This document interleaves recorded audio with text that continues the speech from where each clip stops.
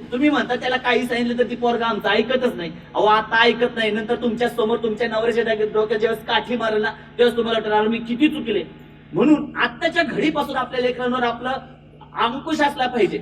आज जर आपल्या गावातल्या एखाद्या पोराने दुसऱ्यासोबत भांडणं केली आणि ते म्हणतो बाबा मी त्याला 2 वाजवले बरं का, तेव्हा त्यांचा बाप काय म्हणतो, अरे 2 काय त्याच्या डोक्यात चांगली काठी घालायची ना, तुला वाचवायला तुझा बाप होता, मी या गावचा सरपंच आहे. पण आज तुम्ही तुमच्या लेकराला वाचवू शकता, पण तुमचं लेकरू ज्यावेळेस तालुक्याला कॉलेजला जाईल आणि कॉलेजला गेला तर आमदारच्या पोरासोबत भांडणं करेल, त्यावेळेस तुम्ही वाचवणार आहेत का? लेकराला आत्ता संस्कार द्या, त्याला अंकुश द्या, त्याला मर्यादा द्या, त्याला कळू द्या की तुझ्या बापाकडे पैसा म्हणजे काय फक्त पैशाची खाण नाही, तो कुठून कमावतो ना त्याची जाणीव करून द्या. ज्या क्षणाला तुमच्या लेकराला तुमच्या कष्टाची जाणीव कळेल तिथून पुढे लेकराचं वागणं बोलणं चालणं सगळं बदल. म्हणजे मी अगदी लहान होतो, आज मी एकदम मोकळं बोलतोय बरं का, कारण की मला लय लोक लागतात अशातला भाग नाही, लोक ऐकणारी मनापासून ऐकतात.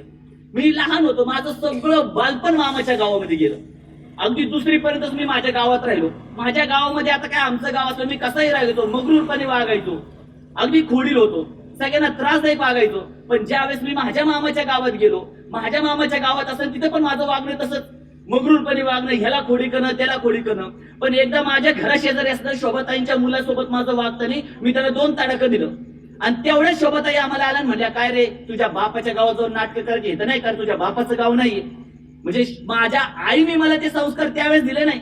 माझ्या मामाने सांगितलं नाही तुझं गाव आहे, नाही सांगितलं, माझ्या मामाने सांगितलं की तुझं गाव तिकडे, पण ते संस्कार ती निघालेली त्यांच्या मुखवाट्याची माझ्यासाठी जे अपशब्द म्हणा किंवा एक मर्यादेची सांगता त्या शोभाताईने दिली, म्हणून हे व्यक्तिमत्व आज घडलं. आजही मी त्या शोभाताईंना अनेक धन्यवाद देतो. जर ताईंनी मला 2रीत असताना माझी मर्यादाची जाणीव करून दिली नसती तर कदाचित आज स्वप्नील इथं आज उभा नसता.